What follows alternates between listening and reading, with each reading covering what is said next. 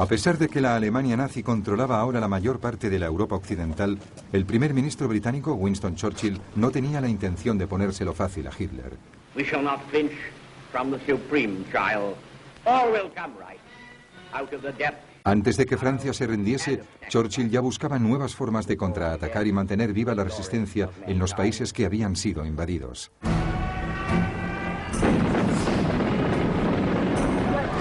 El 3 de junio de 1940, en el mismo momento en que los últimos soldados estaban siendo evacuados de las playas de Dunkerque, Churchill escribía a sus jefes de Estado Mayor exigiéndoles la formación de fuerzas de asalto que pudiesen atacar las costas de la Europa ocupada. En pocos días se hizo público en el ejército un llamamiento para reclutar voluntarios con el objeto de crear una fuerza de 5.000 hombres. Recibirían el nombre de comandos, a semejanza de las unidades móviles de los Boer, que habían luchado contra los británicos durante 3 años en Sudáfrica a finales del siglo XIX. Se crearon 10 unidades de comandos, cada una formada por 500 hombres. Y empezaron a ejercitarse en ataques desde el mar.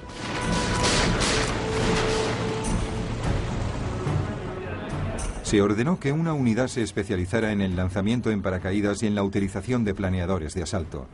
Enseguida este grupo constituiría la base de un regimiento de paracaidistas independiente. El almirante Sir Roger Keyes fue nombrado jefe de operaciones combinadas.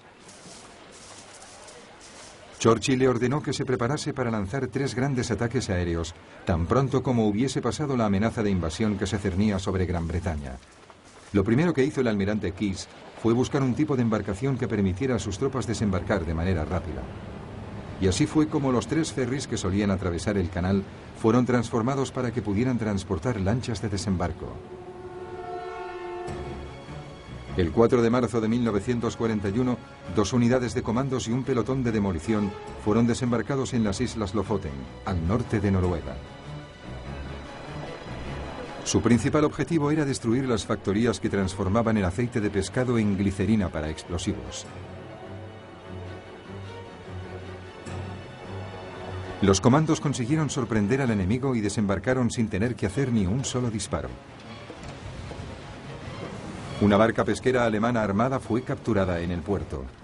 Y rápidamente las factorías y los tanques de aceite de pescado fueron destruidos.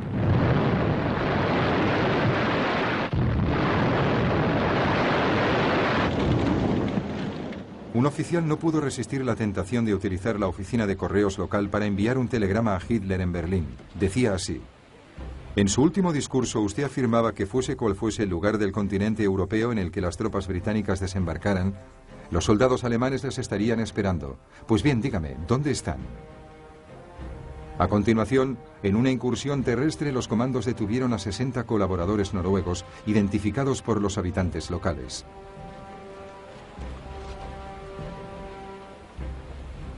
Con ellos también se llevaron a 115 voluntarios noruegos que se unirían a las Fuerzas Armadas Libres de Noruega en Gran Bretaña.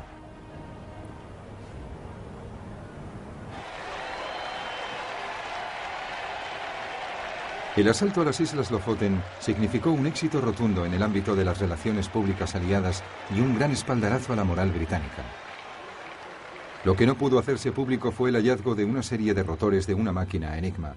Aunque la máquina había sido lanzada al mar desde una barca pesquera armada, su tripulación olvidó deshacerse de los repuestos. Estas piezas iban a ser de vital importancia para los criptógrafos de Bletchley Park en su trabajo para descifrar los códigos navales alemanes.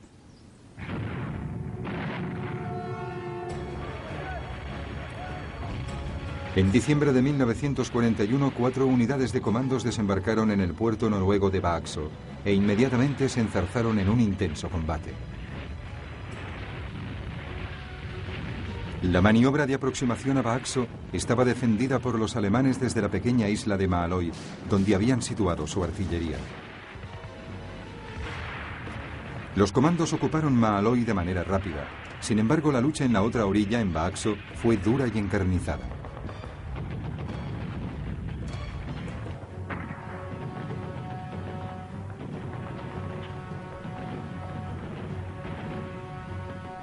Fueron necesarias varias horas de contienda para someter a la guarnición alemana.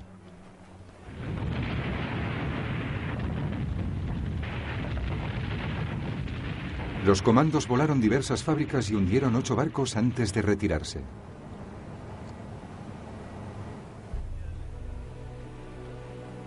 Estas incursiones convencieron a Hitler de que antes o después los británicos intentarían retomar Noruega. Durante los 4 años siguientes que duró la guerra, mantuvo allí a 250.000 soldados, hombres que en otros frentes habrían resultado tan vitales como necesarios. Sin embargo, por muy efectivos que fuesen, los asaltos de los comandos no fueron suficientes para Churchill, que necesitaba otras formas de frenar a los nazis. Para ello organizó y puso en marcha los movimientos de resistencia en los países ocupados. En julio de 1940 se creó el Ejecutivo de Operaciones Especiales con el objetivo de incendiar Europa, tal y como había afirmado Churchill.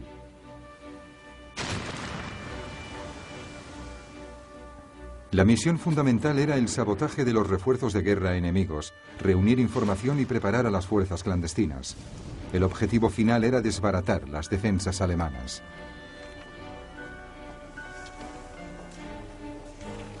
La mayor parte de las actividades de este grupo de operaciones especiales se concentraba en Francia. Rápidamente se reclutaron agentes en Gran Bretaña para que establecieran y coordinaran las redes de resistencia francesas. También se entrenó a operadores de radio y a correos para poder contar con su ayuda.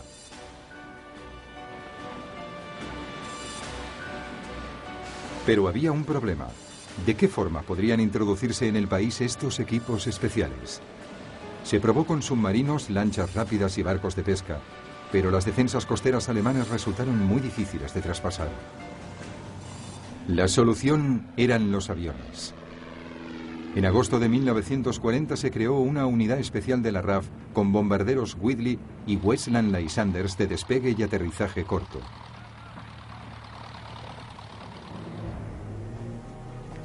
Los agentes y el material serían lanzados en paracaídas desde los bombarderos o llevados y recogidos rápidamente por los Lysanders.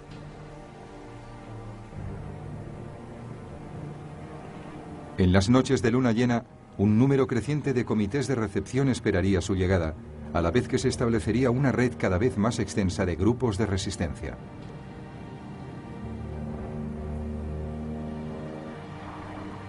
Estos grupos iban a ser perseguidos por un sistema cada vez más sofisticado de contraespionaje alemán. Un sistema que utilizaba equipos de radiogoniometría para localizar las radios ocultas y a los agentes dobles para infiltrarlos en las redes de la resistencia. El trabajo de los agentes del Ejecutivo de Operaciones Especiales era muy peligroso y su esperanza de vida era corta. El más pequeño error podía hacer que cayesen en manos de la Gestapo. Muchos de ellos fueron sometidos a torturas y murieron. A pesar de ello, Churchill estaba convencido de que valía la pena. Mantener viva la resistencia en los países ocupados era vital para millones de personas que confiaban en que la liberación llegaría algún día.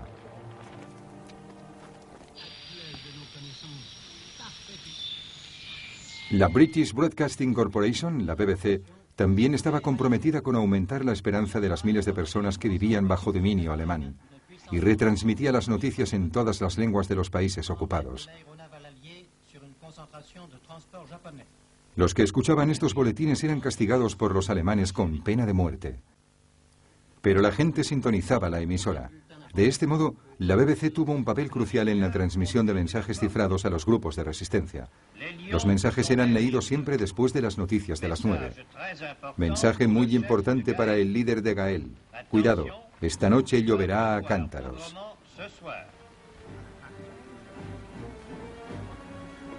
Para muchos pueblos de la Europa ocupada, la perspectiva de la liberación quizás fuera solo un sueño lejano.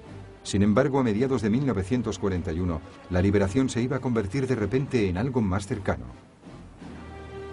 Gran Bretaña ya no estaría sola en su lucha contra el nazismo.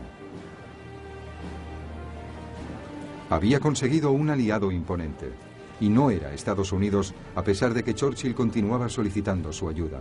Se trataba de la Unión Soviética.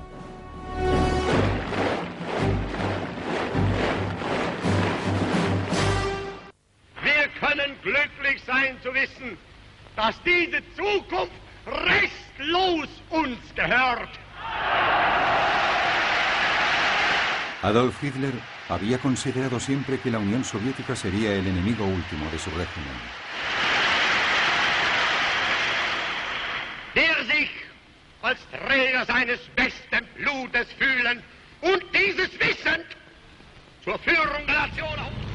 Odiaba el comunismo y consideraba que los grandes espacios abiertos y los abundantes recursos naturales controlados por la Unión Soviética serían el premio que finalmente permitiría al pueblo alemán ser la raza dominante.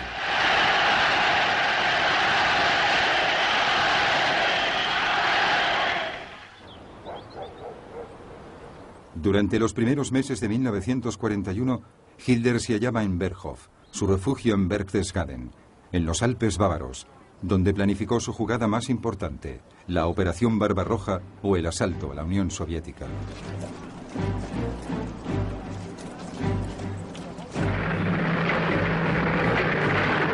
Sus ejércitos fueron desplegados en el este y se reforzaron sus equipamientos para lo que constituiría su mayor desafío.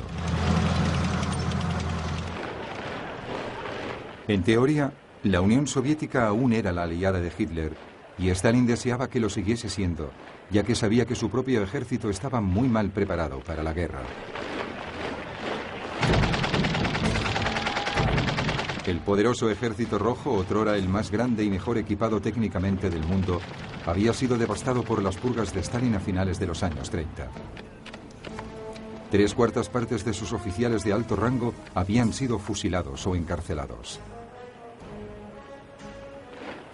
A pesar de las apariencias, esto había provocado un desmoronamiento considerable en la moral, la eficacia y la autoestima del ejército.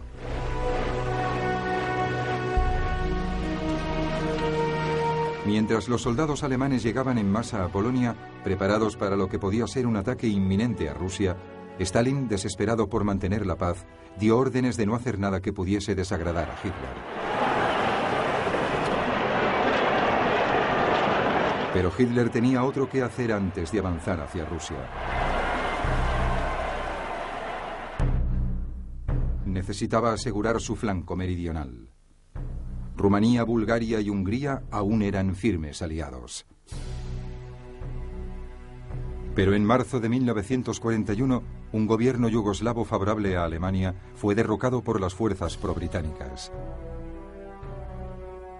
El país vecino, Grecia, también era pro-británico.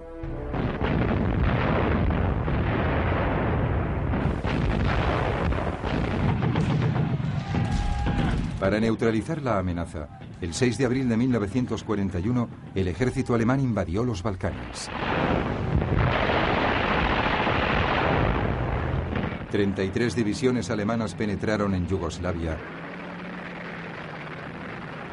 y rápidamente destruyeron sus defensas. La capital, Belgrado, se rindió el 12 de abril.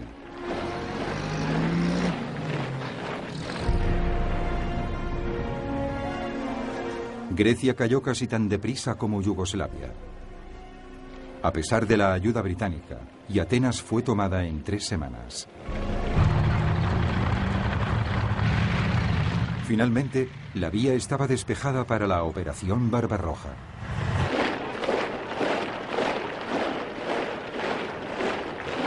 Más de 4 millones de hombres fueron desplegados, formando 138 divisiones. Contaban con la ayuda de más de 3.000 aviones de la Luftwaffe.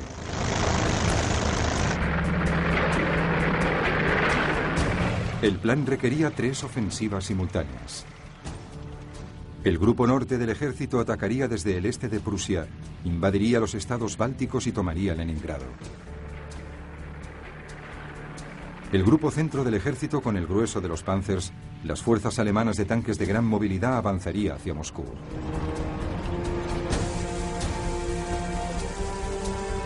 Y el grupo sur del ejército ocuparía Ucrania con su riqueza industrial y agrícola. Cuando Hitler explicó su plan, sus generales se mantuvieron en silencio. Les preocupaba que fuese demasiado ambicioso y que fragmentase sus fuerzas. Pero nadie se atrevió a expresar sus dudas. Alineado frente a ellos estaba el Ejército Rojo, que era mucho mayor y tenía unas 170 divisiones a una distancia operativa del frente occidental.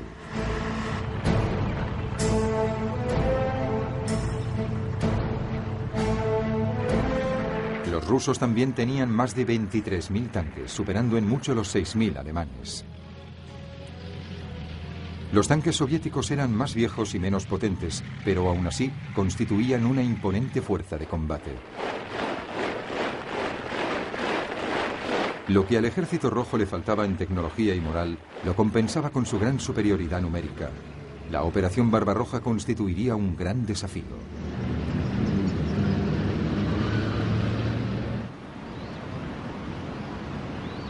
La artillería alemana abrió fuego a las 3:15 de la madrugada del 22 de junio de 1941.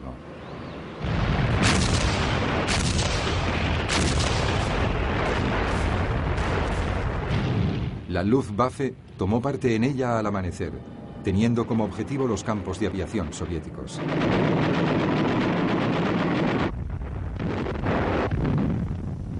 Simultáneamente dio comienzo el ataque por tierra.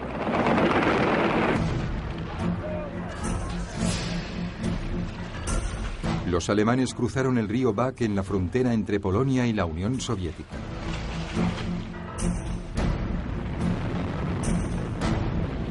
En muy poco tiempo, los Panzers de Hitler penetraban por el este en territorio soviético. Al final del segundo día, la punta de lanza de los Panzers ya había avanzado más de 80 kilómetros. Mal coordinados, los contraataques del Ejército Rojo fueron rápidamente rechazados.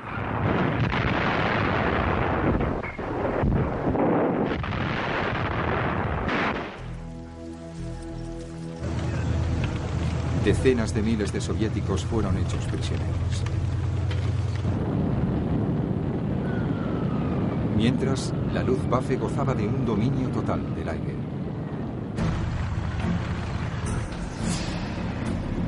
El embate alemán paralizó el sistema de mando y control del Ejército Rojo.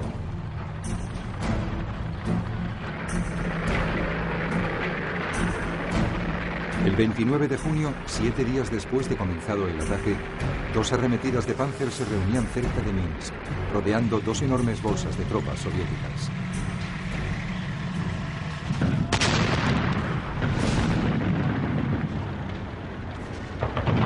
Tras los Panzers llegó la infantería y más de 300.000 soldados fueron hechos prisioneros.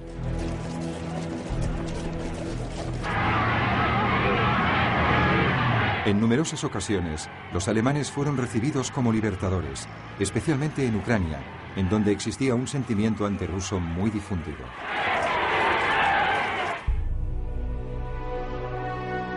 En Moscú, Stalin pareció sufrir una crisis nerviosa al oír las noticias de la traición de Hitler. Guardó silencio durante más de una semana.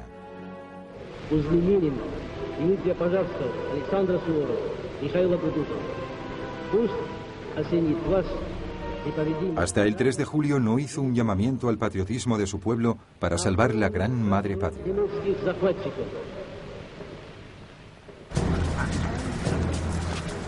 En Gran Bretaña, el primer ministro Winston Churchill recibió las noticias de la Operación Barbarroja con sentimientos controvertidos.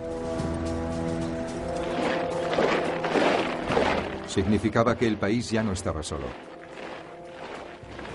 Y proclamó inmediatamente que cualquier enemigo de la Alemania nazi era un amigo de Gran Bretaña, a pesar de las diferencias políticas en el pasado. Churchill envió una delegación a Moscú para que firmase un tratado de asistencia mutua con el ministro soviético de Asuntos Extranjeros, Vyacheslav Molotov.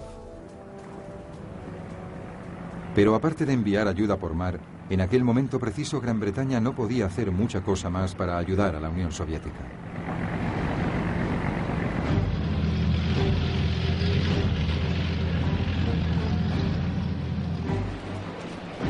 A finales del mes de junio e inicios de julio, la Blitzkrieg, o guerra relámpago alemana, se adentró por territorio soviético. Parecía que nada podría impedir que Hitler llevara a cabo su ambicioso plan. Sin embargo, estaba a punto de cometer su primer y mayor error estratégico.